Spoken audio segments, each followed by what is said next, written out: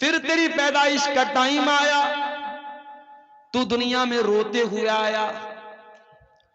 तेरा बाप हंस रहा था, तेरे घर वाले हंस रहे थे, लेकिन तू रोता हुआ चिल्लाता हुआ दुनिया में आया।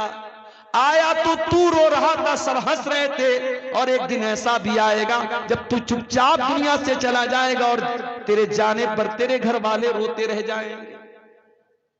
रोता हुआ इंसान आता है और रुलाता हुआ दुनिया में छोड़ के सबको चला जाता है।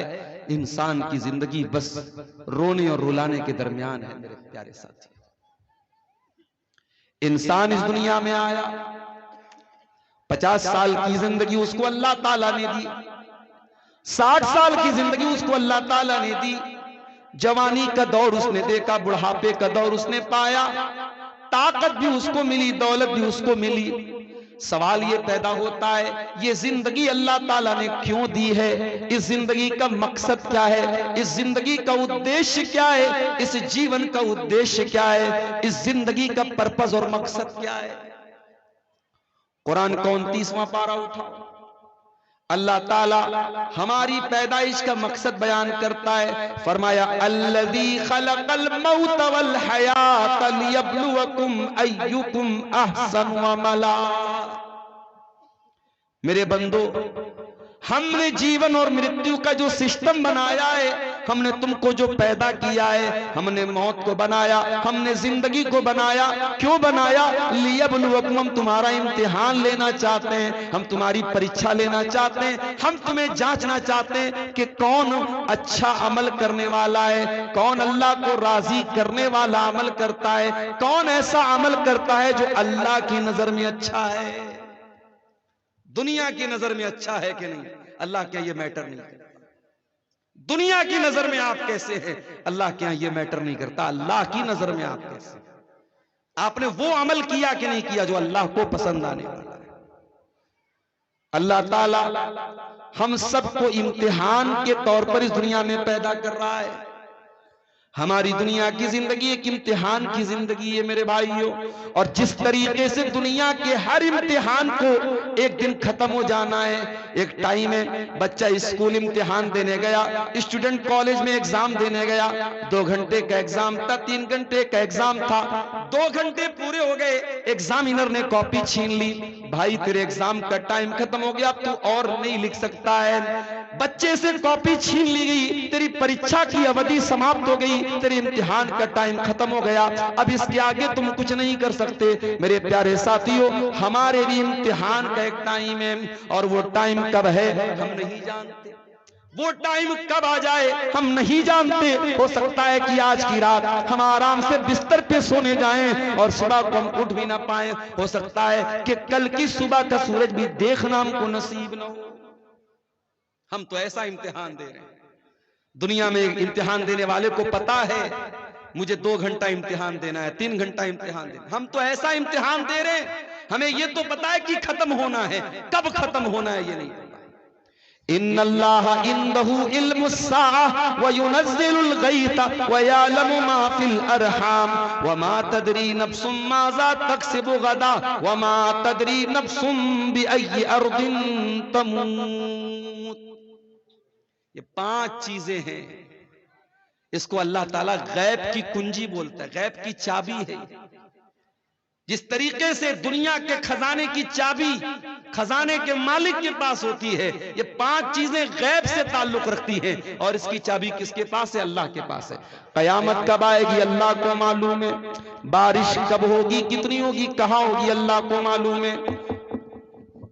वयालमु मा फिल अरहाम, और माँ के पेट में होने वाला बच्चा क्या होगा, लड़का होगा या लड़की होगा, ये तो सीटी स्कैन के जरिए भी मालूम हो जाएगा, ये तो अल्ट्रासाउंड के जरिए भी मालूम हो जाएगा। लेकिन लड़का या लड़की बड़ा होकर के क्या बनेगा, नेक बनेगा, बुरा बनेगा, अच्छा बनेगा, कैसा बनेगा, अकीदा क्या होगा, ईमान कैसा होगा, अमल कैसा होगा, ये सब अल्लाह को मालूम।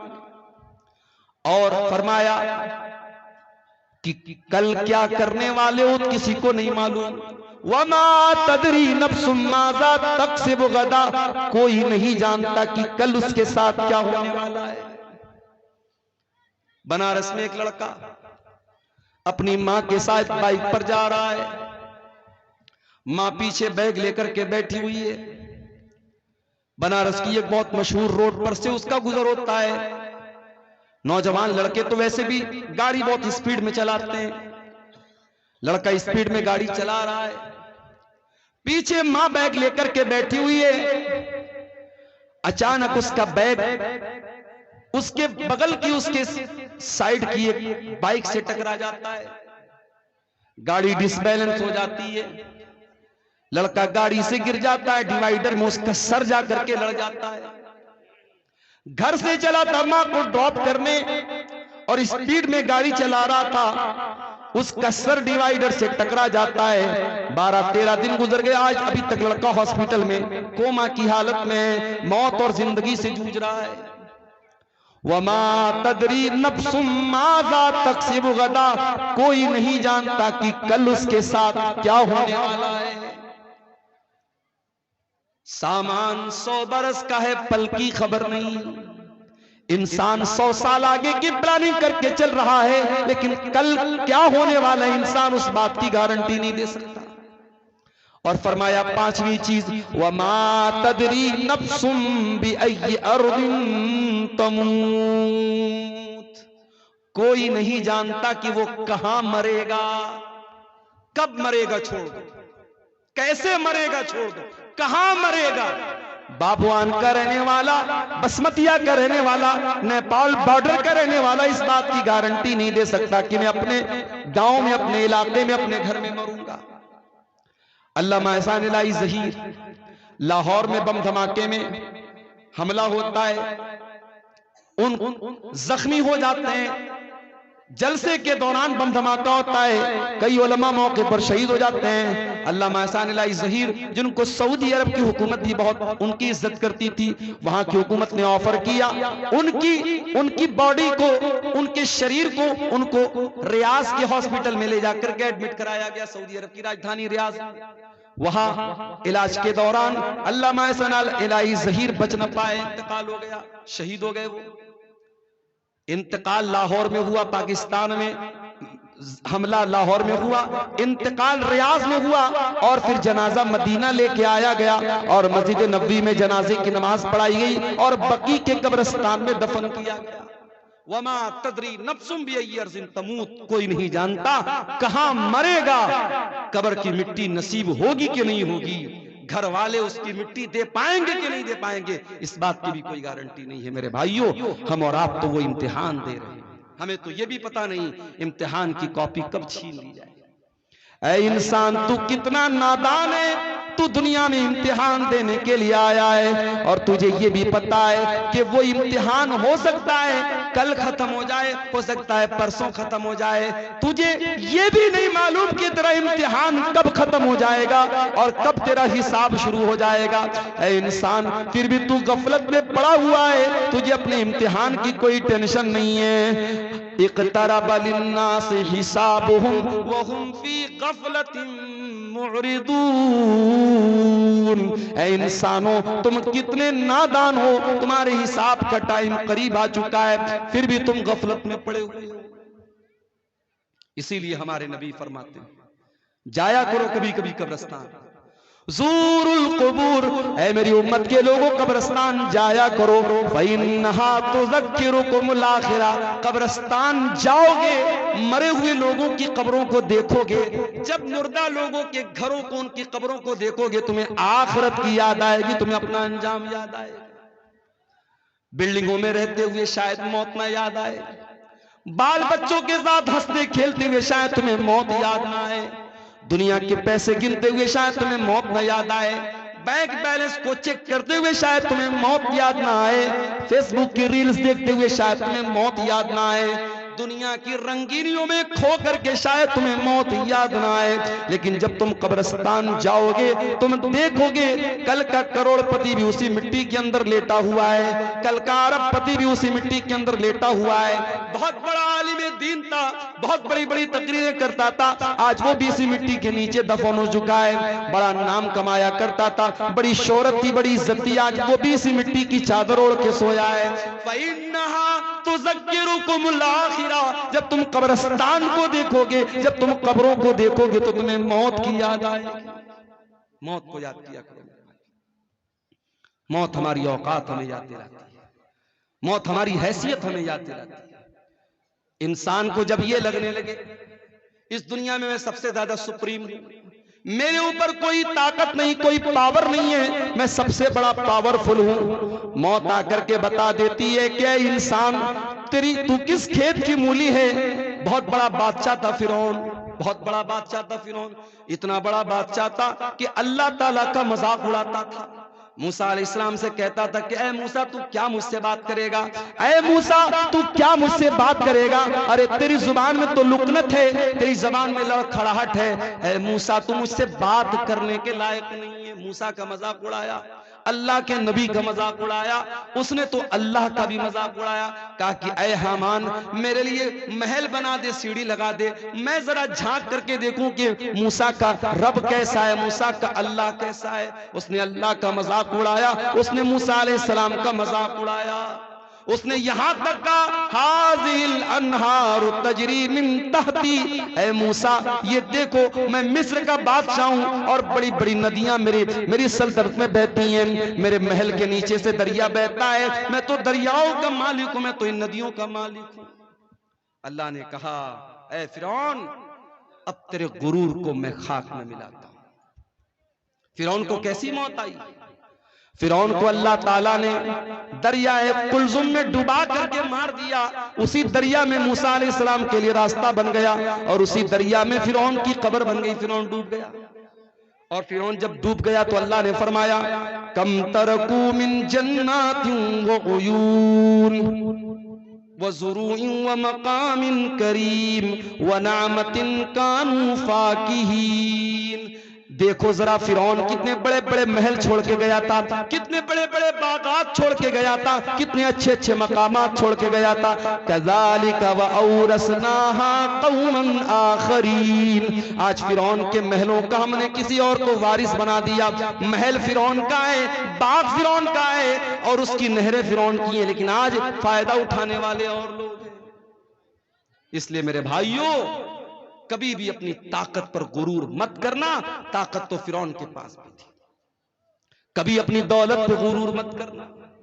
बहुत दौलत वाला आया तो दुनिया में कारून, इस कदर दौलत थी उसके पास, कुरान कहता है कि जब वो उसके खजानों की चाबियों को अल्लाह कहता है कि बड़े बड़े पहलवान व आतैनाहु मिनल कुनूज़ि मा इन्न मफातिहहु लतनू बिल उस्बति उलिल कुव्वा, बड़े बड़े पहलवान कारून के खजाने की चाबियों को बड़ी मुश्किल से उठाते थे। खजाना नहीं, खजाने की चाबियों को, खजाने के ताले की चाबियों को बड़े बड़े पहलवान बड़ी मुश्किल से उठाते। इतनी दौलत थी कारून के पास। जब वो सज धज करके निकलता था कौम के लोग ठंडी सांस लेकर के कहते थे काश हमारे पास भी इतनी दौलत होती। और कारून बड़े नाज से कहता था इन्नमा ऊतीतुहु अला इल्मिन, ये दौलत तो मेरी नॉलेज से मिली है, ये बाप दादा से मैंने नहीं कमाई, ये मैंने अपनी नॉलेज से कमाई है। क्या अंजाम हुआ कारून का? कारून जो अपनी दौलत पर बड़ा नाज करता था, जो अल्लाह को नहीं मानता था, जो आखिरत को नहीं मानता था, फखसफना बिही व बिदारिहिल अर्दा, अल्लाह ने कारून को भी जमीन में धसा दिया, उसके सारे खजाने को, सारे महल को जमीन में धसा दिया। मेरे प्यारे साथियों कभी अपनी दौलत पर भी गुरूर न करना। गुरूर का अंजाम बड़ा बुरा होता है और मौत आकर के इंसान के गुरूर को खाक में मिला देती है।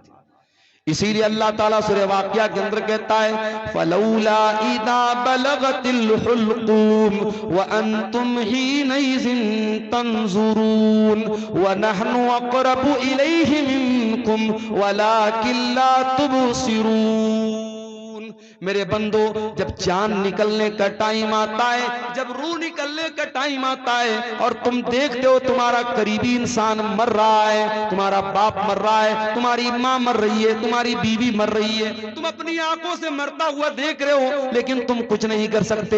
फलौला इन कुंतुम गैर मदीनीन तरजिऊनहा इन कुंतुम कुंतुम सादिकीन। अगर तुमको ये लगता है कि तुम्हारे ऊपर किसी का कंट्रोल नहीं है, किसी का पावर नहीं है, किसी की ताकत नहीं है, तो जरा तुम मरने वाले को मौत से बचा करके दिखा दो। मरना तो है मेरे भाई, और मौत आएगी, हम बच नहीं सकते, बच नहीं सकते हैं। हम शीश महल में भी जाके अपने आप को कैद कर लें, अल्लाह कहता है युद्रिकुमुल मौत वलौ कुंतुम फी बुरूजिम मुशय्यदा। अगर तुम शीशा पिलाई हुई दीवार, अगर तुम लोहे को पिघला करके दीवार में पैक कर दो अपने आप को, वहां पर भी तुमको मौत आएगी। मौत का फरिश्ता वहां भी तुमको आकर के तुमको पकड़ लेगा, तुम अल्लाह की पकड़ से नहीं बच सकते मेरे भाई। इंसान मर गया, अब मरने के बाद इंसान ये तमन्ना करता है, आए अल्लाह एक मौका और दे दे, मैं दुनिया में दोबारा आना चाहता हूं। किस लिए आना चाहते हो? क्या बिटिया की शादी करना बाकी था, शादी करने के लिए आना चाहते हो? क्या अपना मकान जो तुम बनवा रहे थे अभी अधूरा है, अपने मकान को पूरा करने के लिए दुनिया में आना चाहते हो? क्या अपने गांव में कोई जमीन खरीदना चाहते हो? क्या कोई मकान बनाना चाहते हो? क्या बेटे की शादी करना चाहते हो? क्यों आना चाहते हो? अल्लाह फरमाता है हत्ता इदा जाअहदहुमुल मौत क़ाल रब्बिरजिऊन लअल्ली अअमलु सालिहन फीमा तरक्तु। बंदा कहता है अल्लाह एक मौका और दे दे, मैं वादा करता हूं मैं दुनिया में आकर के नेक अमल करूंगा। आए अल्लाह अब मुझे समझ में आ गया है, अब दोबारा मैं दुनिया में आऊंगा तो मैं कोई तुझको नाराज करने वाला काम न करूंगा, कोई गुनाह का काम न करूंगा, कोई पाप न करूंगा। आए अल्लाह बस एक चांस और दे। अल्लाह फरमाता है मेरे बंदे इन्नहा कलिमतुन हुवा क़ाइलुहा व मिन वराइहिम बरज़खुन इला यौम युबअतून। अल्लाह फरमाता है मेरे बंदे अब तुझे कोई चांस मिलने वाला नहीं है, जो चांस मिला था मिल चुका, जो मौका मिलना था मिल चुका। एक ही मौका मिलेगा, एक ही चांस मिलेगा मेरे नौजवान साथियों, वो चांस हमें और आपको यहां मिला है। अब इस इम्तिहान में अगर हम फेल हो गए तो दुनिया में जिस तरीके से जो लोग मुजरिम होते हैं उनको दुनिया वाले जेल में डाल देते हैं, अल्लाह ताला ने अपने मुजरिमों के लिए भी एक जेल बनाई है और उस जेल का नाम जहन्नम है। और जहन्नम कितनी खतरनाक जेल है, कितनी खतरनाक कैद खाना है, कितना खतरनाक कैद खाना है और कितनी खतरनाक जगह है। आओ जरा कुरान में इसका नक्शा देखते हैं। अल्लाह कुरान के 30वें पारे में फरमाता है इन्न जहन्नम कानत मिरसादा लित्तागीन माबा लाबितीन फीहा अहकाबा। ये जहन्नम घात में बैठी है, ये जहन्नम प्रतीक्षा कर रही है, ये जहन्नम इंतजार कर रही है। ये जहन्नम इंतजार कर रही है किसका? अल्लाह के मुजरिमों का, अल्लाह के बागियों का, अल्लाह के कानून को तोड़ने वालों का। अल्लाह के कानून को तोड़ने वालों का ठिकाना है ये जहन्नम। लाबिसीन फीहा अहकाबा। और कोई ये ना सोचे मैं तो शिर्क नहीं कर रहा हूं, मैं नमाज नहीं पढ़ रहा हूं तो क्या हो गया, मैं शराब पी रहा हूं तो क्या हो गया, मैं हराम खा रहा हूं तो क्या हो गया, मैं कोई शिर्क थोड़ी कर रहा हूं। अरे मैं जहन्नम में जाऊंगा तो कुछ दिन जाने के बाद मैं जन्नत में चला जाऊंगा। अगर इस गलत फहमी में हो मेरे प्यारे साथियों तो याद रखो जहन्नम के अजाब की जो सजा है वो एक पल भी बर्दाश्त करने के काबिल न होगी। और अल्लाह तो कह रहा है लाबिसीन फीहा अहकाबा। जहन्नम में कितने अरसे तक इंसान पड़ा रहेगा, अल्लाह का मुजरिम पड़ा रहेगा नहीं मालूम, बहुत लंबे टाइम तक जहन्नम में पड़ा रहेगा। दुनिया में जब टेम्परेचर हाई होता है इंसान को दो चीजों की जरूरत पड़ती है। राजस्थान में एक जगह है बाड़मेर, पूरे भारत में सबसे ज्यादा गर्मी वहीं पड़ती है। आप जाएंगे वहां नहीं रह पाएंगे, आप वो गर्मी बर्दाश्त नहीं कर पाएंगे। जिस तरीके से लेह और लद्दाख में 0 के नीचे पारा हो जाता है सर्दी के मौसम में और पूरे मकान और घरों में बर्फ जम जाता है, उस तापमान में और उस टेम्परेचर में हम और आप बहुत मुश्किल से रह सकते हैं, वैसे बाड़मेर की गर्मी में हम नहीं रह सकते। अभी हमारे इंडिया में 47 डिग्री की गर्मी सबसे ज्यादा मानी जाती है। अभी साइंटिस्ट लोगों का कहना है कि अगर ये गर्मी 50 तक पहुंच गई तो हालात बर्दाश्त के बाहर हो जाएंगे। और मैं एक बात अपनी तकरीरों में भी कहता हूं कि पानी की कदर किया करो मेरे भाई। ये जो पानी हम लोग बहाते हैं, फजूल बहाते हैं, सरकारी पानी आ रहा है, नल खोल दिया बह रहा है, एक बाल्टी पानी में नहा सकते हैं, 4-4 बाल्टी पानी में नहा रहे हैं, एक कपड़े को एक बाल्टी में धो सकते हैं, 10-10 बाल्टी बर्बाद कर रहे हैं। पानी को बर्बाद न करो मेरे भाइयों। अफ्रीका की राजधानी है केप टाउन। केप टाउन के अंदर जितना ग्राउंड के अंदर पानी है सब पानी खत्म हो चुका है। साउथ अफ्रीका की राजधानी है केप टाउन, वहां पानी खत्म हो चुका है ग्राउंड पर। और साइंटिस्ट का कहना है कि अगर भारत में पानी की बर्बादी नहीं रुकी तो 2040 तक भारत के बड़े बड़े शहरों में, दिल्ली, मुंबई, चेन्नई, बेंगलोर में ग्राउंड के अंदर, जमीन के अंदर का पानी खत्म हो जाएगा। पानी बहुत बड़ी नेमत है, पानी का इस्तेमाल बहुत एहतियात के साथ किया।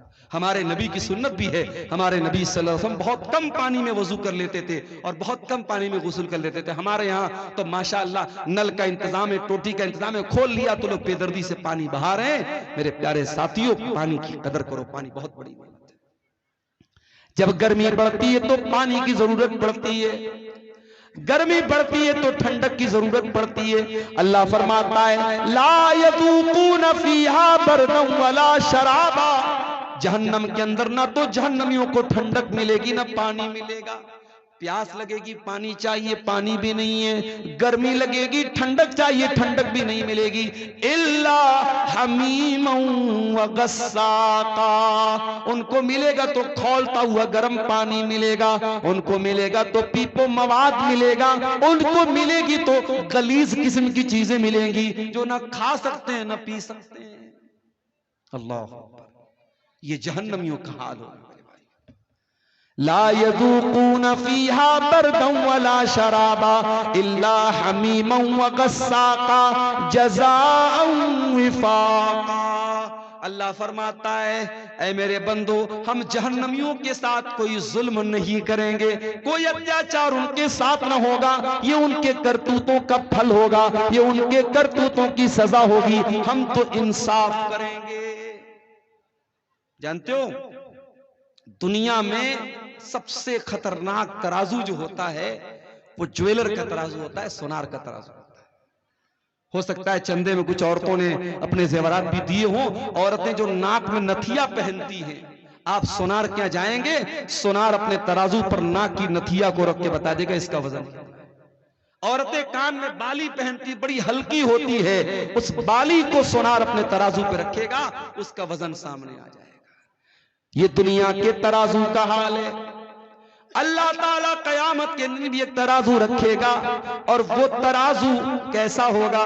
आओ कुरान में पूछते अल्लाह ताला से। अल्लाह फरमाता है वनदउल मवाज़ीनल क़िस्त लियौमिल क़ियामह फला तुज़लमु नफ्सुन शैआ व इन कान मिस्क़ाल हब्बतिन मिन खरदलिन अतैना बिहा व कफ़ा बिना हासिबीन। हम कयामत के दिन इंसाफ का तराजू रखेंगे और कयामत के दिन किसी के साथ कोई जुल्म सितम न होगा। एक राई के दाने के बराबर भी अगर कोई चीज होगी, अल्लाह फरमाता है मेरे तराजू पर सामने आ जाएगी। वकफा बिना हासिबीन, और मेरे बंदो जब हम हिसाब लेंगे तो एक एक चीज का हिसाब लेंगे, हम तो किसी को न छोड़ेंगे। फमन यामल मिस्क़ाल ज़र्रतिन खैरन यरह वमन यामल मिस्क़ाल ज़र्रतिन शर्रन यरह। एक जर्रा बराबर भी नेकी करोगे, एक जर्रा बराबर भी गुनाह करोगे, अल्लाह के तराजू पर सामने आ जाएगा। इसीलिए जब अल्लाह ताला ने कुरान में कहा कि जिसका नाम अमाल हम दाहिने हाथ में देंगे उसका आसान हिसाब लेंगे, तो अम्मा आयशा ने पूछा था अल्लाह के नबी आसान हिसाब कैसे लिया जाएगा? तो अल्लाह के नबी ने फरमाया आसान हिसाब का मतलब ये है इन्नमा ज़ालिकल अर्ज़ु, कि अल्लाह ताला के सामने बंदे का अमल पेश किया जाएगा और अल्लाह ताला बस देख करके नजरअंदाज कर देगा। ये आसान हिसाब है। वमन नूक़िश हलका, और जिसके नाम अमाल की जांच पड़ताल होगी, जिसके एक एक अमल को चेक किया जाएगा, जिसको चेक किया जाएगा किसने क्या क्या किया है, वो तो हलाक हो जाएगा, बर्बाद हो जाएगा। मेरे प्यारे साथियों, गौर करो मेरे प्यारे साथियों, इतनी खतरनाक जेल है अल्लाह ताला की जहन्नम। उस जहन्नम से अपने आप को बचाने के लिए हम क्या इंतजाम कर रहे हैं? दुनिया में कहीं आग लग जाए, फायर ब्रिगेड वालों को जल्दी से बुलाया जाता है, फिर भी आग लग जाए तो बहुत मुश्किल हो जाता है लोगों को बचाना। अभी हमारे घर पे शादी थी, छोटे भाई की हमारे शादी में औरतों का जहां खाना चल रहा था, चाट का वहां पे वो स्टॉल लगा हुआ था, चाट वाले के स्टॉल में गैस का चूल्हा लगा था। अचानक उसके गैस के चूल्हे से आग निकलने लगी। अब जाहिर है वहां जितना पिंडाल लगा है, कपड़े का पिंडाल है, अगर आग भड़कती पूरे पिंडाल में लगती और कितना नुकसान हो सकता था अंदाजा नहीं हो सकता। अल्लाह का करम हुआ, फौरन वो आग बुझाई गई, नुकसान नहीं हुआ, कोई नुकसान नहीं हुआ। एक हल्की सी आग लगती है और बहुत तेजी के साथ फैल जाती है। जहन्नम की आग दुनिया की आग से 70 गुना ज्यादा खतरनाक होगी। अल्लाह के नबी फरमाते हैं इन्नहा फुस्सिलत अला नारिकुम, दुनिया की आग जहन्नम की आग दुनिया की आग से 70 गुना ज्यादा खतरनाक होगी। दुनिया की आग तो पेट्रोल और डीजल से जलती है, जहन्नम की आग फरमाया या अय्युहल्लज़ीना आमनू कू अनफुसकुम व अहलीकुम नारा, ऐ ईमान वालो अपने आप को और अपने घर वालों को जहन्नम की आग से बचाओ, जिसका ईंधन इंसान और पत्थर होंगे। इंसानों से जलेगी वो आग, पत्थरों से जलेगी वो आग। वो जहन्नम कितनी गहरी होगी, उसकी गहराई का अंदाजा हम नहीं लगा सकते। सही मुस्लिम की रिवायत, अल्लाह के नबी फरमाते हैं बहुत तेज धमाके की आवाज सुनी। आपने सहाबा से पूछा, ऐ मेरे सहाबा क्या तुम जानते हो कि यह आवाज कैसी थी?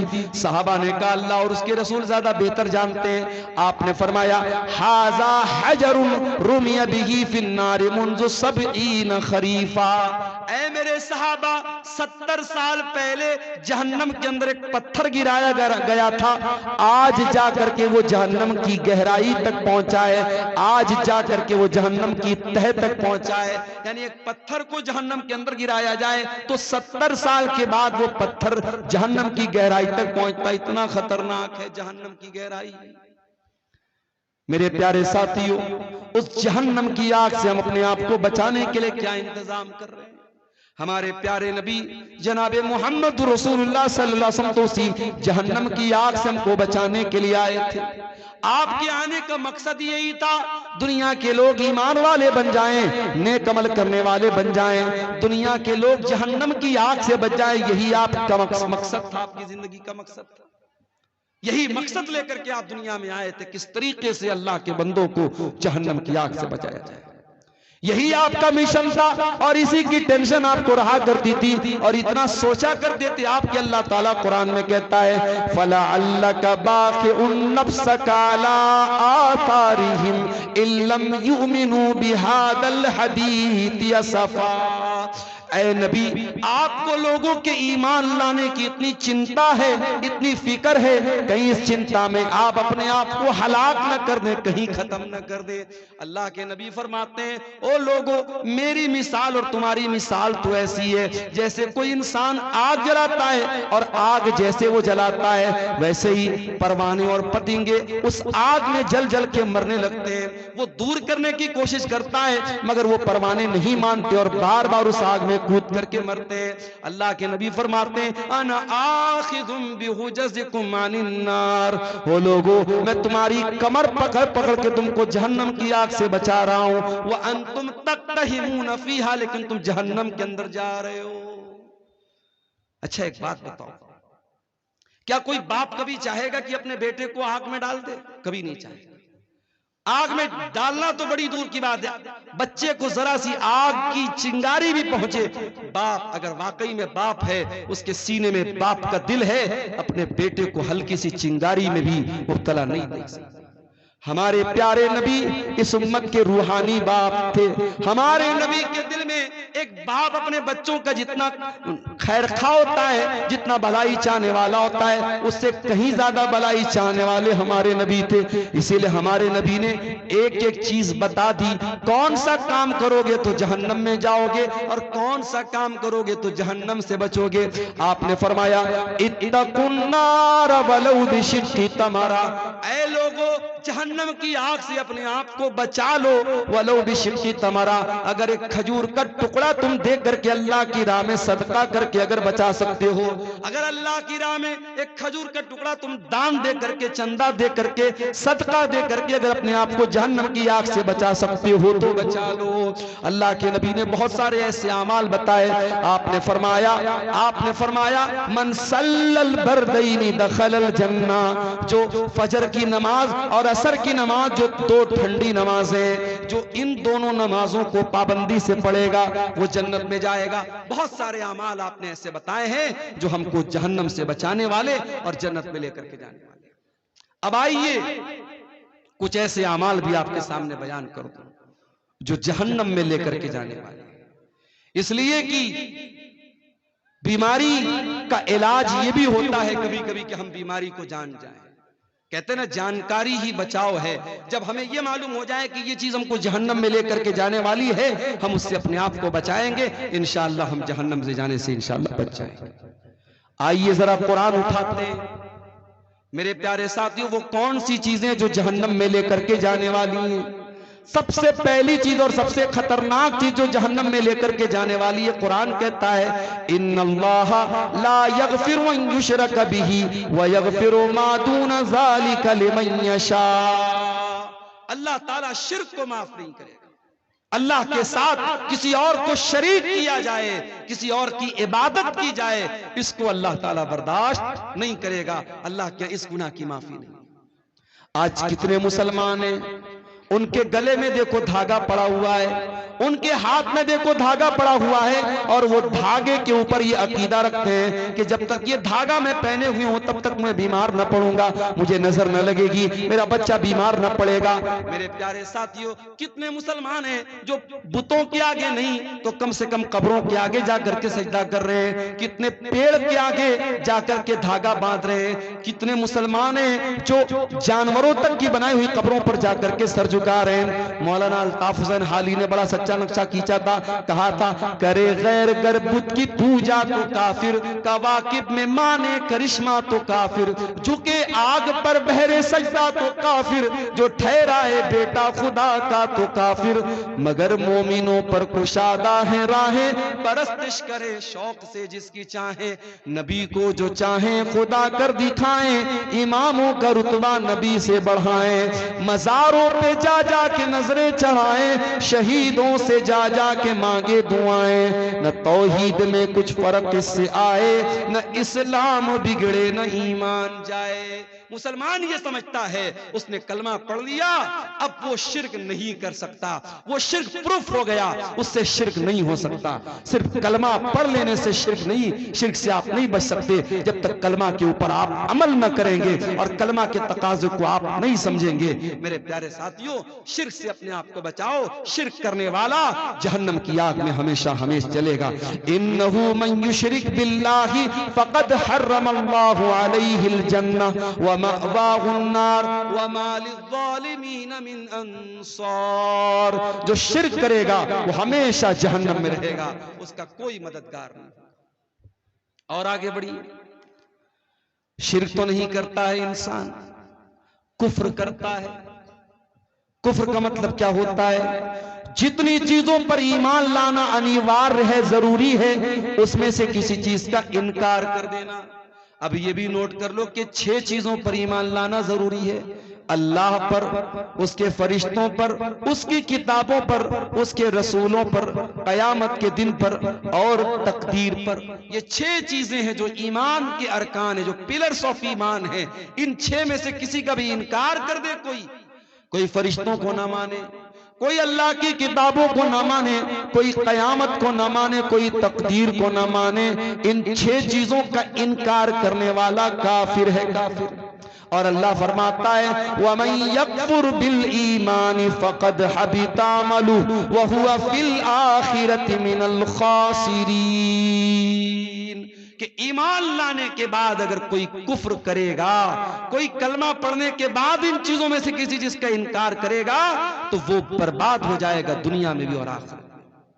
तो मेरे भाइयों, शरीयत में जितनी चीजें फर्ज है, जरूरी है, अगर उनका भी कोई इनकार करता है, मिसाल के तौर पर अगर कोई रोजा नहीं रखता है तो गुनहगार है, लेकिन अगर कोई रोजे का इनकार करता है तो काफिर है। कोई नमाज नहीं पढ़ता है तो गुनहगार है, लेकिन अगर कोई नमाज का इनकार करता है तो वो काफिर है। कोई ज़कात नहीं देता है तो गुनहगार है, कोई ज़कात का इनकार कर दे तो काफिर है। कोई हज नहीं कर रहा है ताकत के बावजूद तो वो गुनहगार है, फासिक है, लेकिन अगर हज का इनकार कर दे, हज की फर्जियत का इनकार कर दे तो वो काफिर हो जाता है। तो ये दूसरी चीज है जो जहन्नम में लेकर के जाने वाली है।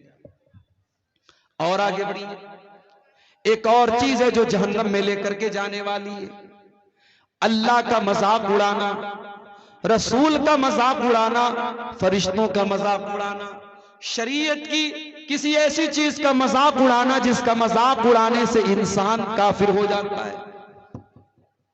कभी कभी हम लोग बहुत हल्के में लेते हैं। कभी कभी मैं देखता हूं व्हाट्सएप पर मैसेज आता है, जन्नत के बारे में, हूरों के बारे में मजाक हो रहा है। हूरों का मजाक मत उड़ाओ, जहन्नम का मजाक मत उड़ाओ, फरिश्तों का मजाक मत उड़ाओ। ये कितना खतरनाक मामला है। जन्नत और जहन्नम का मजाक उड़ाने वाला अगर तौबा न करे इस्लाम से खारिज हो सकता है। अल्लाह के रसूल के दौर में कुछ मुनाफिकों ने अल्लाह के रसूल का मजाक उड़ाया। नबी को पता चला, आपने बुलवाया कि तुम क्यों मजाक उड़ा रहे थे? कहने लगे अल्लाह के नबी, हम लोग तो टाइम पास कर रहे थे, हम लोग तो टाइम पास कर रहे थे, हम तो, हमारे दिल में कोई गलत नीयत न थी। अल्लाह ने कुरान की आयत नाजिल कर दी, सूरह तौबा की, वलइन सअलतहुम लयक़ूलुन्न इन्नमा कुन्ना नख़ूदु व नलअब। ऐ नबी, अगर आप इनसे पूछेंगे कि तुम क्या कर रहे थे, ये बोलेंगे हम तो हंसी मजाक कर रहे थे, हम तो टाइम पास कर रहे थे। कुल बिल्लाहि व आयातिही व रसूलिही कुंतुम तस्तहज़िऊन। ऐ नबी, इनसे पूछो क्या तुम अल्लाह का मजाक उड़ा रहे हो? क्या तुम अल्लाह की आयतों का मजाक उड़ा रहे हो? क्या तुम अल्लाह के रसूल का मजाक उड़ा रहे हो? ला तातज़िरू क़द कफ़रतुम बाद ईमानिकुम। अब तुम कोई बहाना पेश न करना। तुम जब अल्लाह का तुमने मजाक उड़ाया, तुमने रसूल का मजाक उड़ाया, तुमने अल्लाह की आयतों का मजाक उड़ाया तो तुम काफिर हो गए। आजकल 72 हूरों पर फिल्में आ रही है बॉलीवुड की। खबरदार, ये फिल्में आपके अकीदे को कमजोर करने के लिए बनी हैं। और इस्लाम की, अकबर इलाहाबादी ने कहा था, इस्लाम की फितरत में कुदरत ने लचक दी है, उतना ही ये उभरेगा जितना के दबाव। इस्लाम के खिलाफ जितना भी प्रोपेगेंडा कर लिया जाए, इस्लामोफोबिया का जितना भी माहौल बना दिया जाए, हमारा अकीदा भी है और ये बात, मुशाहदा भी ये बात बताता है कि इस्लाम की तबलीग रुक नहीं रही है। इस्लाम के खिलाफ इतने प्रोपेगेंडे होने के बावजूद अल्हम्दुलिल्लाह अभी भी इस्लाम फैल रहा है। और यही वो बात है जो इस्लाम के दुश्मनों को चुभती है। और कभी 72 हूरों के नाम से फिल्में बनती हैं, कभी हम 4 और हमारे 12, हम 2 और हमारे 12, इस तरीके की फिल्में बनती हैं। इस्लाम के अहकाम का मजाक उड़ाया जाता है। और अफसोस की बात यह कि बहुत सारे मुसलमान भी इस तरीके की फिल्मों को देखते हैं और प्रमोट करते हैं। मेरे प्यारे साथियों, याद रखिए, अल्लाह का, उसके रसूल का, उसकी आयतों का मजाक उड़ाना, अल्लाह की शरीयत का मजाक उड़ाना, ये इतना खतरनाक गुनाह है जो इस्लाम को इंसान से खारिज कर सकता है।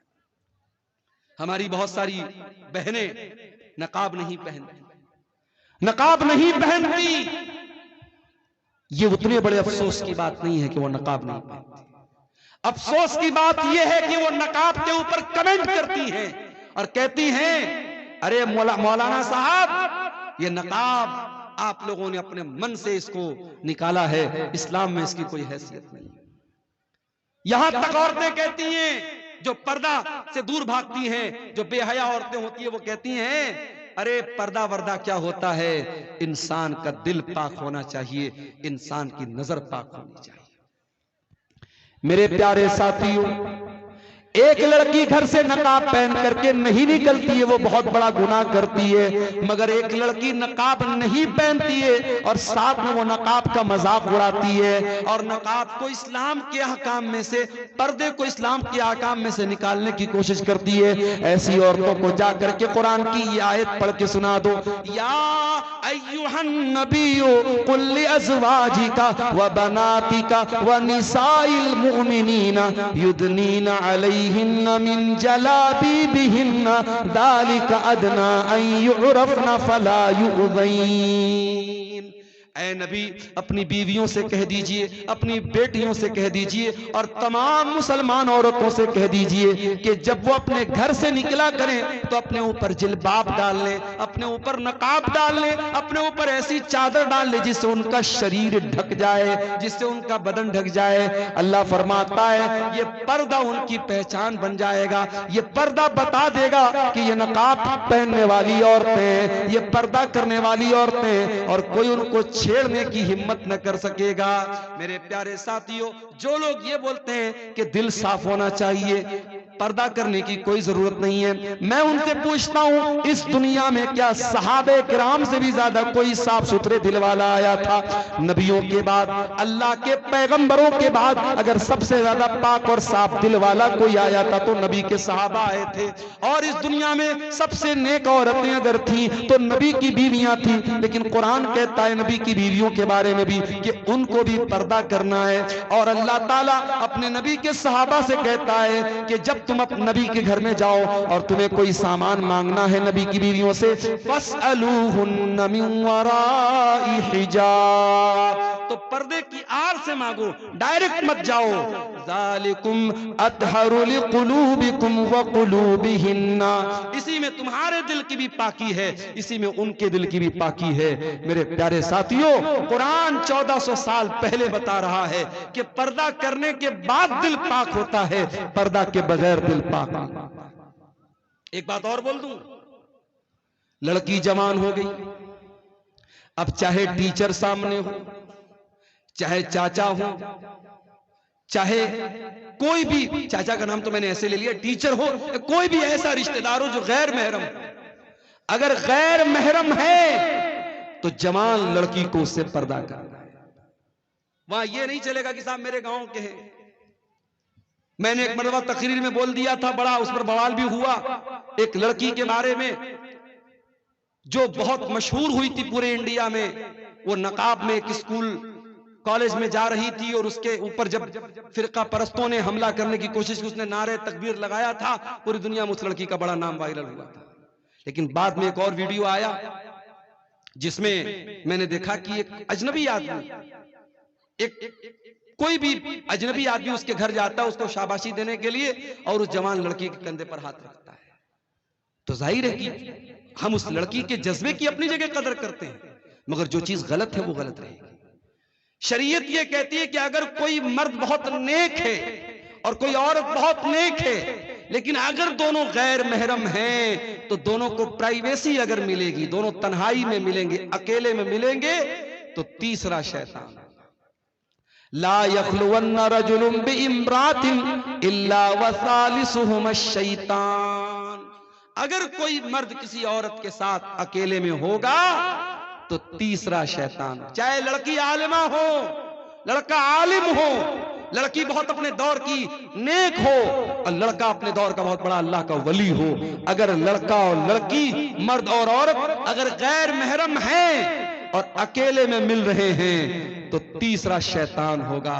मेरे प्यारे साथियों, आप सोच नहीं सकते हमारी शरीयत ने कहां कहां से समाज में पनपने वाली बुराइयों को रोका है। ये जो आज हम रोना रोते हैं ना, समाज बड़ा दूषित हो रहा है, बड़ा गंदा हो रहा है, ये बेहयाई बड़ी फैल रही है, ये गंदगी बड़ी फैल रही है। क्यों फैल रही है, कभी इस पर आपने गौर किया? आज इतने बड़े बड़े जलसे और प्रोग्राम होने के बावजूद हमारे इलाकों की शादियों में आज भी वो तमाम बुराइयां हो रही हैं जिससे उलमा मना करते हैं। तमाम बेपर्दगी हो रही है शादी ब्याह में जो इस्लाम के अंदर हराम है। तमाम रस्मों रिवाज पर अमल हो रहा है जिसकी कोई हैसियत नहीं इस्लाम के अंदर। आपने शादी भी, मैं गाड़ी लेकर के आ रहा था, 4 व्हीलर लेकर के बीरपुर में जब पहुंचा, हमारे ड्राइवर साहब ने देखा कि पूरे दोनों तरफ फाटक लगा हुआ है। मैंने ड्राइवर साहब से कहा कि लग रहा है मौलाना तारिक साहब ने बहुत दूर तक गेट लगवाया, बड़ा लंबा चौड़ा इंतजाम है। आगे बढ़ा तो पता लगा साहब शादी हो रही है, कोई शादी थी और ऐसी शादी थी, दूर दूर तक गेट लगा हुआ है और गाना बज रहा है, डीजे बज रहा है। आज वो किसी गैर मुस्लिम की शादी थी। बताना ये चाहता हूं कि आज एक दिन की शादी की खुशी के नाम पर लोग लाखों रुपए खर्च कर देते हैं। और गैर मुस्लिम की बात नहीं, मुसलमान भी करता है। अभी उत्तर प्रदेश के मेरठ शहर में एक शादी हुई, वहां दुल्हे को शादी के मौके पर 2.5 करोड़ रुपए मिले हैं और निकाह पढ़ाने वाले मौलवी साहब को 11 लाख रुपए मिले हैं। और एक रस्म होती है घड़ी पहनाई, दुल्हे को साली लोग घड़ी पहनाती हैं, उस घड़ी की पहनाई की जो है वो जो पैसा उसका दिया गया 11 लाख रुपए उसका दिया गया। हमारे यहाँ मदरसे में एक दिन चर्चा चल रही थी कि मदरसे में पढ़ाना छोड़ के चल के हम लोग मेरठ में निकाह पढ़ाए, एक निकाह का 11 लाख रुपया। तो ये मुसलमान के हालात हैं इस कौम के, जिस कौम के बच्चे भूखे मर रहे हैं, जिस कौम की औरतें, बेवा औरतें खाने को तरस रही हैं, जिस कौम की यतीम बच्चियां बदकारी का रास्ता अपना रही हैं, उस कौम के नौजवान शादी ब्याह पर इतनी फजूल खर्ची कर रहे हैं। उत्तर प्रदेश के सिद्धार्थनगर में एक शादी हुई, मुसलमान की शादी है और नोटों की बारिश कर रहा है दूल्हा। 20 लाख रुपए उसने पानी की तरह बारात में बहा दिए।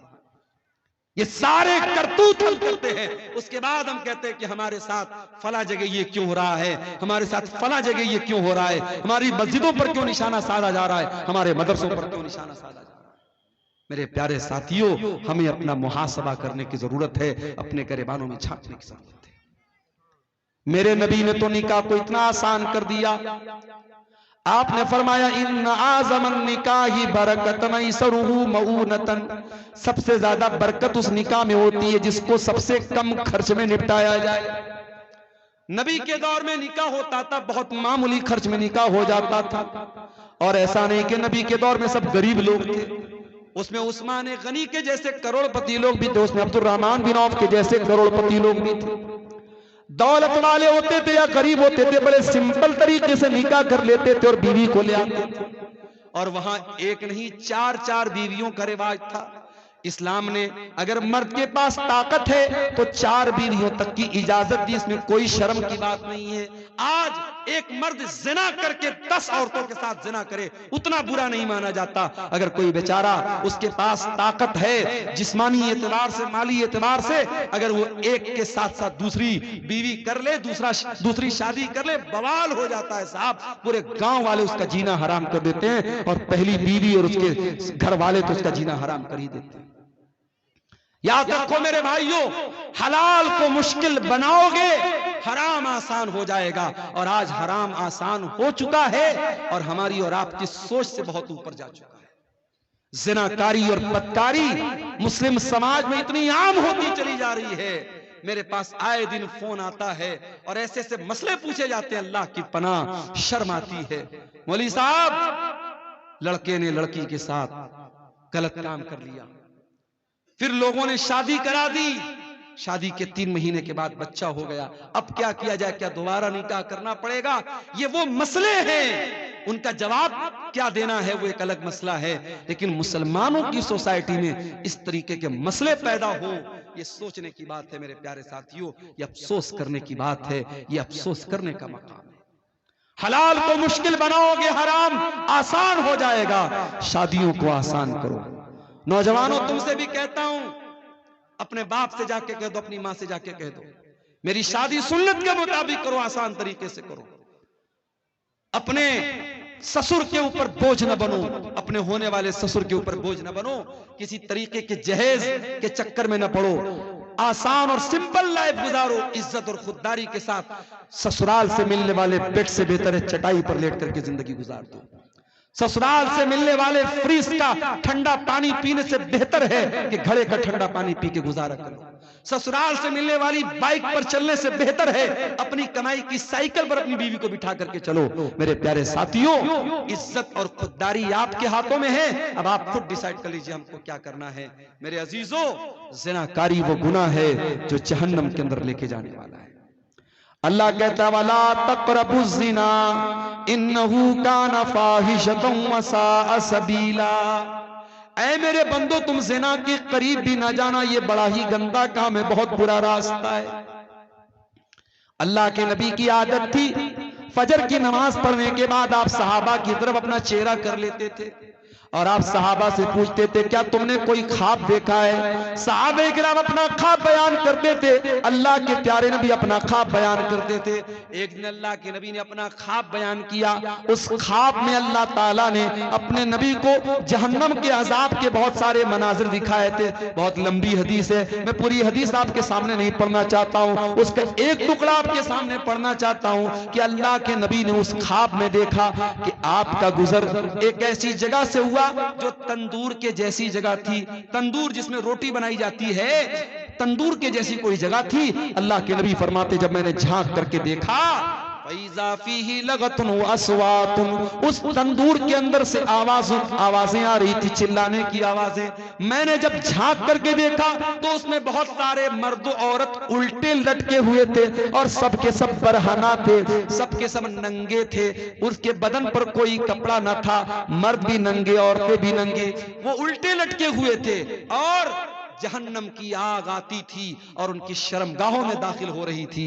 अल्लाह के नबी ने पूछा कि जब वो जहन्नम की आग आती थी और उनकी शर्मगाहों में दाखिल होती थी, वो चिल्लाने लगते थे, वो चीखने लगते थे। अल्लाह के नबी ने पूछा कि ये कौन लोग हैं जो उनके इतना दर्दनाक अजाब हो रहा है। जवाब मिला हाउलाई ज़ुनात व ज़वानी, ऐ अल्लाह के नबी ये ज़िनाकार मर्द हैं और ज़िनाकार औरतें हैं। मेरे भाइयों, इस समाज से इस बुराई को मिटाना है तो ये दो काम करना हमको बहुत जरूरी है। पहला काम, अपने घर में हमें माहौल पर्दा वाला और शर्म हया वाला बनाना पड़ेगा। अपने घर में महरम गैर महरम का फर्क करना पड़ेगा। आपकी लड़की जवान हो गई, अब कोई भी आता है गांव का और अगर आपकी बेटी बेपर्दा उसके सामने आ जा रही है तो इस पर आपको पाबंदी लगाना पड़ेगा। मैं जानता हूं जिस माहौल में ये चीजें आम हो जाती हैं वहां बचना बहुत मुश्किल हो जाता है, मगर मैं ये भी जानता हूं कि साउथ अफ्रीका का क्रिकेटर हाशिम अमला अगर उस मुल्क में जहां हर तरफ नंगी औरतें घूमती हों, अगर उस मुल्क में उसकी बीवी सर से पैर तक नकाब में चल सकती है तो आपके इलाके में अगर ये पर्दे का माहौल न हो, लेकिन अगर आप चाहेंगे, अगर बाप चाहेगा, अगर मां चाहेगी तो उसकी बेटी इस माहौल पर भी इंशाअल्लाह अमल करेगी। मेरे पास ऐसे भी केस आते हैं मेरे भाई, ऐसी बच्चियों के फोन आते हैं जो कहती हैं कि हम ऐसे घरों में शादी करना चाहते हैं जहां हमें इस्लामी पर्दे पर अमल करने दिया जाए, जहां देवर और जेठ से पर्दे का माहौल हो, जहां बेपर्दगी ना हो, बेहयाई ना हो, हम ऐसे घर में शादी करना चाहते हैं। आज के इस दौर में ऐसी भी मुसलमान लड़कियां हैं। ये पहला काम आपको करना पड़ेगा, अपने घर के माहौल को इस्लामी माहौल बनाना पड़ेगा। और दूसरा काम क्या करना पड़ेगा, निकाह को आसान करना पड़ेगा। जब तक आप ये काम नहीं करेंगे मेरे प्यारे साथियों, ज़िनाकारी और बदकारी को नहीं रोक सकते। जहन्नम में लेकर के जाने वाला एक और अमल है सूद खाना, ब्याज खाना। अल्लाह के नबी ने लानत की है बाकायदा, लानल्लाहु आकिल रिबा व मुकिलहु व कातिबहु व शाहिदैहि। सूद खाने वाला, सूद खिलाने वाला, सूद की गवाही देने वाला, सूद को लिखने वाला, सब पर अल्लाह की लानत हो। और कुरान कहता है फ़इल्लम तफ़अलू फ़अज़नु बिहर्बिन मिनल्लाहि व रसूलिही। अगर सूद खाने वाला अगर सूद खाने से बाज नहीं आता है, अगर ब्याज खाने वाला अगर ब्याज खाने से बाज नहीं आता है तो कुरान कहता है अल्लाह से और उसके रसूल से जंग करने के लिए तैयार हो जाओ। आज कौन ब्याज नहीं खा रहा है? किसका सेविंग अकाउंट नहीं है? सबका सेविंग अकाउंट है और सबके अकाउंट में, किसी के अकाउंट में 10 रुपया, किसी के अकाउंट में 100 रुपया, किसी के अकाउंट में 1 लाख रुपया, जिसकी जितनी कैपिटल है उस हिसाब से ब्याज आ रहा है। और ये तो वो ब्याज है जो सेविंग अकाउंट में मिलती है। कितने मुसलमान तो बाकायदा एफडी कराते हैं, बैंक में 1 लाख रुपया जमा कर दिया, 1 लाख पर 1,06,000 रुपया हर साल ब्याज बैंक दे रहा है। कितने बड़े बड़े पैसे वाले मुसलमान इसी ब्याज के जरिए पैसा कमा रहे हैं। माफ करना मेरे भाई, इतना बड़ा गुनाह है ये ब्याज। अल्लाह के नबी ने फरमाया कि अपनी सगी मां के साथ जिना करने से भी बड़ा गुनाह है। आपने फरमाया कि जिना के 70 सूद के 70 से ज्यादा दर्जे हैं, उसमें सबसे हल्का दर्जा ये है अय्यन की हर रजुल उम्महू, के अपनी मां के साथ इंसान जिना करे। मेरे प्यारे साथियों, सूद और ब्याज से अपने आप को बचाओ। अपने भाइयों से कहना चाहता हूं, ऐसी कंपनियों में पैसा न लगाओ, ऐसे बिजनेस में पैसा न लगाओ जो फ्रॉड है, जो जुआ है, जो सूद है। बहुत सारी कंपनियां आजकल चली हैं, कोई क्रिप्टो करेंसी के नाम से, कोई फला मेटा ओजोन के नाम से, कोई फला कंपनी के नाम से, कोई ड्रीम 11 के नाम से। ये नौजवानों आपके पैसे को बर्बाद करने के लिए और आपको जुए और सूद की लानत में गिरफ्तार करने के लिए सारी कंपनियां आई। हलाल तरीके से पैसा कमाओ, बहुत सारे पैसा कमाने के तरीके। तो ये सूद और ब्याज भी मेरे भाइयों जहन्नम में लेकर के जाने वाला अमल है। अब 2-4 बातें और बयान करूंगा और जाते जाते एक अपील करके जाऊंगा। आप जानते हैं हमारे शेख तारिक साहब का ये इदारा चल रहा है और अल्हम्दुलिल्लाह 600-650 यहाँ बच्चे तालीम हासिल कर रहे हैं। इस इदारे के लिए ये जलसा हुआ है, आप इसका ताउन करते हुए यहाँ से जाएंगे। आखिरी 2-4 बातें और सुन लीजिए, फिर हम बात खत्म करेंगे। रात के तकरीबन 2 बज रहे हैं। आप जहन्नम में लेकर के जाने वाले अमल की बात कर रहा हूं मेरे अजीजों। जहन्नम में लेकर के जाने वाला एक और अमल है और वो अमल है जुल्म करना। अगर जुल्म करोगे, अत्याचार करोगे तो ये अमल भी जहन्नम में लेकर के जाने वाला है। अल्लाह के नबी फरमाते हैं, सही मुस्लिम की रिवायत है, सिनफान मिन अहलिन नारी लम अरहुमा, मेरी उम्मत के अंदर 2 किस्म के लोग ऐसे हैं जो जहन्नम में जाएंगे लेकिन मैंने उनको अभी नहीं देखा है। नंबर 1, कौमुन माहुम सियातुन काज़ना बिल बकर यद्रिबून बिहन्नास, ऐसे लोग आएंगे जिनके हाथ में गाय की दुम की तरह कोड़े होंगे जिनसे वो लोगों को मारेंगे। उलमा ने लिखा है कि गाय की दुम की तरह कोड़े से मुराद पावर है, ताकत है, इख्तिदार है, कुव्वत है। आज अगर किसी के पास कोई ताकत है और अपनी ताकत के जरिए वो दूसरों पर जुल्म कर रहा है, बेकसूरों को मार रहा है, 1,41,000 जी माशाअल्लाह, ये 1,41,000 रुपये नेपाली हैं। किसी अल्लाह के बंदे ने इस इदारे में ताउन के तौर पे दिया है। अल्लाह ताला इस भाई के ताउन को कबूल फरमाए, इसके माल में अल्लाह ताला बरकत अता फरमाए। मेरे भाइयों, अल्लाह के नबी फरमा रहे हैं, जिनके हाथ में पावर है और पावर का गलत इस्तेमाल करेंगे वो लोग जहन्नम में जाएंगे। आप देख रहे हैं अभी मुल्क के हालात क्या हैं और हमारे जिस स्टेट से मैं आता हूं उस स्टेट के हालात भी आप देख रहे हैं, किस तरीके से बेकसूर को कसूरवार और कसूरवार को बेकसूर बनाया जाता हम जानते हैं। लेकिन हां, 2-4 उम्मीदों के दिए अब भी हैं रोशन, माजी की हवेली अभी वीरान नहीं। अगर शर्जील इमाम नाम का वो लड़का जिसको बेकसूर जेल की काल कोठरी में डाला गया, तो आज अल्लाह का फजलो करम है, उस लड़के की बहन ने अपनी तालीम के बल पर जो जज बन गई अदालत की, गालिबन हाई कोर्ट की वो जज बनी है, उसने दुनिया को दिखा दिया कि तुम जुल्म करके हमारे टैलेंट को नहीं रोक सकते हो, हमारी सलाहियत को नहीं रोक सकते हो। मेरे प्यारे साथियों, जालिम याद रखे, हर जालिम ये बात याद रखे कि अल्लाह ताला ने हर फिरौन के लिए मूसा का इंतजाम करके रखा हुआ है। उसके बाद अल्लाह के नबी फरमाते हैं, जहन्नम में जाने वाली दूसरी किस्म होगी उन औरतों की, वह निसाउन कासियातुन आरियातुन मुमीलातुन माइलातुन, ऐसी औरतें जहन्नम में जाएंगी जो कपड़ा पहन करके भी नंगी होंगी, गैर मर्दों को अपनी तरफ माइल करेंगी और खुद भी उनकी तरफ माइल हो जाने वाली होंगी। ला यदखुलनल जन्ना, ऐसी औरतें जन्नत के अंदर नहीं जाएंगी। वला यजिदन रीहा, और जन्नत में जाना तो बहुत दूर की बात है, वो जन्नत की खुशबू भी नहीं पाएंगी। तो ये अमल भी मेरे प्यारे साथियों जहन्नम में लेकर के जाने वाला है।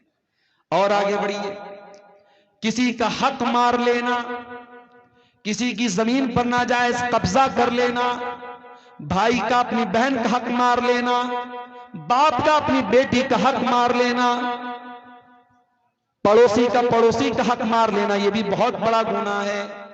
अल्लाह के नबी फरमाते मन नक़द शिब्रम मिनल अर्दी, जो किसी की जमीन पर एक बालिश, एक बित्ता अगर किसी की जमीन पर नाजायज कब्जा कर लेगा तो फ़िक़ मिन सभी अर्दीन यौमल क़ियामा, तो क़यामत के दिन उसको 7 जमीनों का तौक़ उसकी गर्दन में डाला जाएगा। ये जमीन, ये जायदाद सब यही रह जाएगी मेरे भाई। किसी की जमीन पर नाजायज कब्जा करके आप अपने बच्चों के लिए शायद फ्यूचर बना दें, मगर अपना फ्यूचर आप खराब कर लेंगे, अपने आप को जहन्नम का हकदार बना लेंगे। आज कितनी जमीनें लोग हड़पते हैं, हम दूसरों से क्या शिकवा करें। आज कब्रिस्तान की जमीन पर, ईदगाह की जमीन पर और मस्जिदों की जमीनों पर लोगों ने नाजायज कब्जा करके रखा है। अल्लाह के नबी फरमाते हैं अगर किसी की जमीन, एक बित्ता भी अगर किसी की जमीन पर, औरतों की जानिब ये कितना है, कुछ गिनती नहीं, ये खवातीन की तरफ से, औरतों की तरफ से अमाउंट आया है। इसमें कुछ इंडियन है, कुछ नेपाली है। अल्लाह ताला इन तमाम हमारी माँ बहनों की इस उनके ताउन को कबूल फरमाए और मजीद उनको अल्लाह की राह में ताउन देने की तौफीक अता फरमाए। शेख फिरोज आलम नदवी साहब ने 50,000 रुपये का ताउन पेश किया है। आप मुदीरुल जामिअतुल इस्लामिया रियाजुल उलूम हैं। अल्लाह ताला शेख मोहतरम के इस अतिया को कबूल फरमाए, इनके माल में, इनके अहल वयाल में बरकत अता फरमाए और हमारे वो भाई जो अभी तक इस काम में पीछे रहे उनको भी अल्लाह ताला तौफीक दे कि वो आगे बढ़ें और इस कार्य खैर में हिस्सा लें। अल्लाह ताला आप सबके ताउन को कबूल फरमाए। तो मेरे अजीजों, जहन्नम में लेकर के जाने वाला एक अमल, इंसान दूसरे का हक मारता है, ये भी एक बहुत बड़ा अमल है। और आगे बढ़िए, जहन्नम में लेकर के जाने वाला एक और अमल है, उसका ताल्लुक हमारे बदन के एक ऐसे हिस्से से है जो है तो बहुत छोटी सी चीज मगर इतनी खतरनाक है कि बड़ी बड़ी जंगें करा देती है, जिसको हम जबान कहते हैं। जबान का गुनाह भी इंसान को जहन्नम में लेकर के जाता है। अल्लाह के प्यारे नबी ने सल्लल्लाहु अलैहि वसल्लम ने एक मर्तबा हज़रत मुआज़ इब्न जबल से फरमाया, उनको बहुत सारी बातें आपने बताई, सदका के बारे में बताया, नमाज के बारे में बताया, जिहाद के बारे में बताया। फिर आपने फरमाया कि ऐ मुआज़, क्या मैं इन तमाम बातों का खुलासा तुमको न बता दूं? उन्होंने कहा क्यों नहीं, अल्लाह के रसूल जरूर बता दीजिए। आपने अपनी जबान की तरफ इशारा करके फरमाया अम्लिका लैका लिसानक, ऐ मुआज़ अपनी जबान को कंट्रोल कर लो, ये सारी चीजों का खुलासा है। हजरत मुआज़ इब्न जबल ने कहा ऐ अल्लाह के रसूल, व इन्ना लमुआखज़ून बिमा नतकल्लमु बिही, ऐ अल्लाह के नबी, क्या अपनी जबान से जो हम बोलते हैं क्या उस पर भी अल्लाह ताला हमारी पकड़ करेगा? आपने फरमाया ऐ मुआज़, मैं तो तुमको बहुत समझदार आदमी समझता था। ऐ मुआज़ तेरी माँ तुमको गुम कर दे। वहल युकब्बुन्नासु अला मनाखिरिहिम इल्ला हसाइदा अलसिनतिहिम, कयामत के दिन लोग अपनी नाक के बल घसीट करके जहन्नम में जाएंगे इसी अपनी जबान की करतूतों से। ये गाली इसी जबान से बकी जाती है, किसी की इज्जत इसी जबान से उतारी जाती है। ये कसीमुद्दीन साहब हैं कोई, इन्होंने 9,500 रुपये का घेरा कद्र ताउन इस इदारे के लिए दिया है। अल्लाह ताला इनके ताउन को कबूल फरमाए। ये किसी और भाई ने भी 500 रुपया दिया है। अल्लाह ताला इन तमाम चंदा देने वालों के चंदे को कबूल फरमाए, इनकी नेकी को अल्लाह कबूल करे, इनके माल में बरकत अता फरमाए। मेरे अजीजों, जहन्नम में लेकर के जाने वाली बहुत बड़ी चीज जबान से किए जाने वाले गुनाह है। गीबत, चुगली, किसी की इज्जत उतारना, किसी को जलील करना, ये सारे काम इसी जबान से किए जाते हैं। खबरदार, अपनी जबान को संभाल करके रखो मेरे प्यारे साथियों। कहते हैं मन समता नजा, जो खामोश रहा वो बच गया। और अल्लाह के नबी सल्लल्लाहु अलैहि वसल्लम फरमाते हैं कि जो अल्लाह के ऊपर और कयामत के दिन के ऊपर ईमान रखता है, फलयकुल खैरन औ लियस्मुत, वो बोले तो अच्छी बात बोले वरना चुप रहे। मेरी प्यारी माँ और बहनों, आपसे भी कहना चाहूंगा, अपनी जबान पर काबू रखिए। जबान से किए जाने वाले गुनाह भी औरतों को जहन्नम में लेकर के जाएंगे। मर्दों को तो लेके जाएंगे ही जाएंगे, औरतों के ज्यादा जहन्नम में जाने की वजह उनकी जबान होगी। और आगे बढ़िए, एक और गुनाह है जो जहन्नम में लेकर के जाता है। हर जुमा के खुतबे में हम सुनते हैं, वकुल्लु मुहद्दसतिन बिदा वकुल्लु बिदातिन ज़लाला वकुल्लु ज़लालतिन फिन्नार। ये एक और भाई ने 100 रुपए का ताउन दिया है, अल्लाह ताला इसको भी कबूल फरमाए। दीन के अंदर हर नया काम बिदात है और हर बिदात गुमराही है और हर गुमराही जहन्नम में लेके जाती है। मैं कभी कभी अपनी तकरीरों में ये बात कहता हूं कि देखो, बिदाती अपनी बिदअत से तौबा करे, इसकी पॉसिबिलिटी बहुत कम होती है। चोर तौबा कर सकता है, जानी तौबा कर सकता है, कातिल तौबा कर सकता है। क्यों? कातिल को पता है मैं गलत काम कर रहा हूं, जानी को पता है मैं गुनाह का काम कर रहा हूं, चोर को पता है मैं चोरी करके गुनाह का काम कर रहा हूं। मगर बिदाती, बिदअत करने वाला अपने आप को नेक समझ करके और अपनी बिदअत को नेकी समझ के करता है, इसलिए उसका तौबा करना बहुत मुश्किल होता है। इसीलिए मेरे प्यारे साथियों, बिदअती के तौबा करने की उम्मीद बहुत कम होती है, या आप कह सकते हैं कि बिदअती से तौबा की तौफीक छीन ली जाती है। इसीलिए उलमा कहते हैं कि जहां कोई बिदअत पैदा होती है वहां कोई सुन्नत खत्म हो जाती है। हमारे यहाँ बहुत सारी मस्जिदों में फर्ज नमाज के बाद इज्तिमाई दुआ होती है। जैसे ही सलाम फेरा, इमाम साहब ने हाथ उठा के दुआ करना शुरू किया और सारे मुक्तदी भी इज्तिमाई तौर पे दुआ करते हैं। जाहिर है कि ये अमल बिदात है। इनफरादी तौर पर तो इंसान दुआ कर सकता है, मगर इज्तिमाई तौर पर सारे लोग मिलकर के दुआ करें, ये साबित नहीं है, ये बिदात है। और इसका नुकसान क्या होता है कि नमाज के बाद के जो अज़कार हैं वो लोग नहीं पढ़ते और ऐसे ही उठ के चले जाते हैं। तो मेरे साथियों, बिदात से अपने दामन को हमें बचाना है। बिदअती कयामत के दिन अल्लाह के प्यारे नबी के हाथों से कौसर का जाम भी उसको नसीब नहीं होगा। ये मजीद 1000 रुपए का ताउन एक भाई ने और पेश किया है, अल्लाह इसको भी कबूल फरमाए। अभी हमारे एक भाई ने पीछे से कहा कि कुछ लोग टाइम के पहले अजान दे देते हैं। टाइम के पहले, चाहे असर की अजान हो चाहे फजर की अजान हो, अगर जो टाइम है बहुत सोच समझ करके जंतरी बनाई गई, टाइमिंग बनाई गई है, इस टाइमिंग से पहले अगर कोई अजान देता है तो ये भी गलत है। इसी तरीके से बात जगहों पर देखा गया कि कब्रिस्तान में मुर्दे को दफनाने के बाद वहां खड़े होकर अजान दे रहे। भाई ये क्या है? कहते साहब हम अजान दे करके शैतान को भगा रहे यहां से, ताकि हमारा जो मुर्दा है उससे सवाल जवाब में आसानी हो जाए। माफ कीजिए, मुर्दे की आसानी के लिए दुआ करने का हुक्म है, अजान देने का हुक्म नहीं है। इसलिए मेरे अजीजों, आप बिदअत के हर तरीके से अपने आप को बचाइए। एक भाई पूछ रहे हैं कि रियाकारी से बचने का क्या तरीका है? रियाकारी से बचने का एक तरीका तो यह है कि आप जब भी कोई नेकी करें, इस एहसास के साथ और इस फीलिंग के साथ करें कि किसी को पता न चले, चुपके से नेकी करो। वो कहावत है ना, नेकी कर दरिया में डाल, ये एक आदत डाल लें। दूसरी बात है कि अपनी नेकी के बारे में बयान न करें लोगों से। और फिर तीसरी चीज ये है कि अगर आप रियाकारी से बचना चाहते हैं तो जिंदगी में कुछ अमल ऐसा करके जाइए जो बिल्कुल सीक्रेट हो, आपको पता हो, अल्लाह को पता। अल्लाह ताला ने कुरान करीम में अपने नेक बंदों के बारे में फरमाया, वयुतीमून अत्ताम अला हुब्बिही मिस्कीनन व यतीमन व असीरा। मेरे नेक बंदे मिस्कीनों को, यतीमों को, कैदियों को खाना खिलाते हैं और कहते हैं इन्नमा नुतइमुकुम लिवजहिल्लाह ला नुरीदु मिनकुम जज़ाअन वला शुकूरा, कि हम तुमको अल्लाह ताला को राजी करने के लिए खिला रहे हैं, हमें कोई बदला नहीं चाहिए, कोई शुक्रिया नहीं चाहिए। बस ये होना चाहिए इखलास।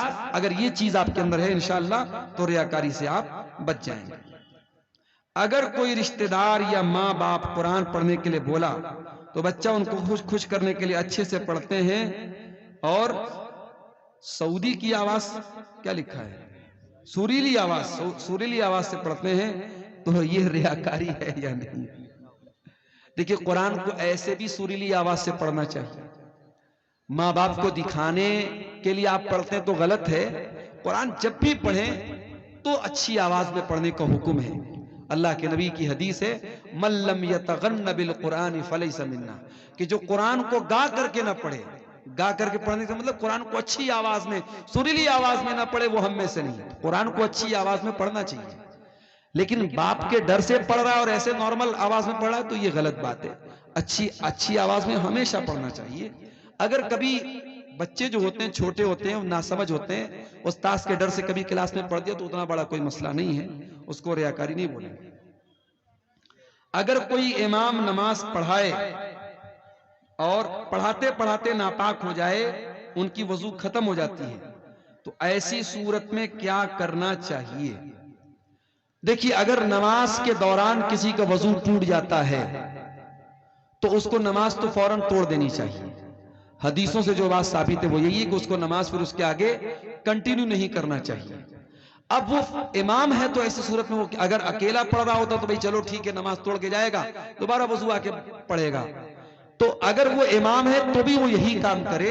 अगर उसका वजू टूट गया है तो वो नमाज के बीच में से निकल जाए और मुक्तदियों को बता दे कि ये मेरे साथ मसला हो गया, मेरा वजू टूट गया, और दोबारा आकर के वो फिर से नमाज पढ़ाए। इसलिए कि अगर नमाज के दौरान वजू टूट गया तो फिर नमाज बातिल हो गई, फिर वो नमाज उसको दोहराना पड़ेगा। हजरत उमर फारूक रज़ी अल्लाह अन्हु की शहादत का जो वाकया है कि उनके ऊपर जब अबू लुलू फिरोज ने हमला किया था तो वो गिर पड़े थे, लेकिन उन्होंने गिरते हुए अब्दुर्रहमान बिन औफ को आगे बढ़ाया और बाकी नमाज उन्होंने पढ़ाई। तो वहां मसला दूसरा था, वहां नमाज बातिल नहीं हो रही थी। यहां आपने जो सवाल पूछा है कि नमाज वजू टूट जाए, वजू टूट रहा है, तो ऐसी सूरत में फिर नमाज को दोहराना पड़ेगा। किसी और को इमाम बनाने से काम नहीं चलेगा। अगर कोई और इमाम बनेगा तो फिर शुरू से नमाज पढ़ाना पड़ेगा। वल्लाहु आलम बिस्सवाब। तो मेरे भाइयों, ये जहन्नम में लेकर के जाने वाले चंद आमाल आपके सामने मैंने बयान किए हैं, और बातें और भी हैं, लेकिन अब मैं देख रहा हूं काफी ताखिर भी हो गई और काफी लोग हमारे यहां से ठंडी की वजह से, चूंकि ठंडी भी बढ़ रही है, मैं आखिर में यही कहूंगा कि जहन्नम जैसी खतरनाक जगह से हमें और आपको अल्लाह ताला से पनाह भी मांगनी चाहिए और हमें दुआ भी करनी चाहिए अल्लाह ताला से कि हमें जहन्नम के अजाब से बचाए।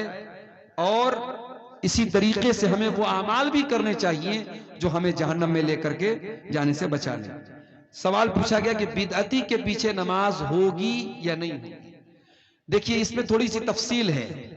अगर कोई बिदअती है और आपको मालूम है कि ये ऐसी बिदअत करता है जो इंसान को इस्लाम से खारिज कर देती है, मिसाल के तौर पर कोई इमाम नमाज पढ़ा रहा है और वो कब्र पे सजदा करता है, गैरुल्लाह से मदद मांगता है, तो जाहिर है कि ये बिदअत तो कुफ्र तक लेके जा रही है, शिर्क तक लेके जा रही है।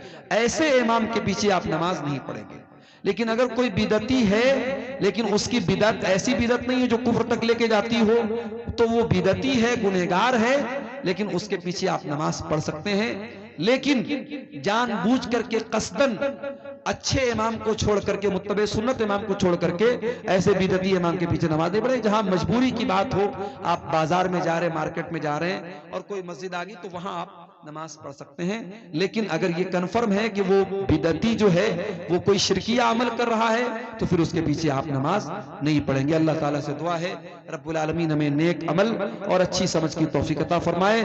रब्बुल आलमीन इस इदारे को, जिस इदारे की तरफ से आज का प्रोग्राम हुआ है, शेख तारिक साहब का ये इदारा है, अल्लाह इस इदारे को दिन दूनी रात चौगुनी तरक्की अता फरमाए। जिन भाइयों ने ताउन पेश किया है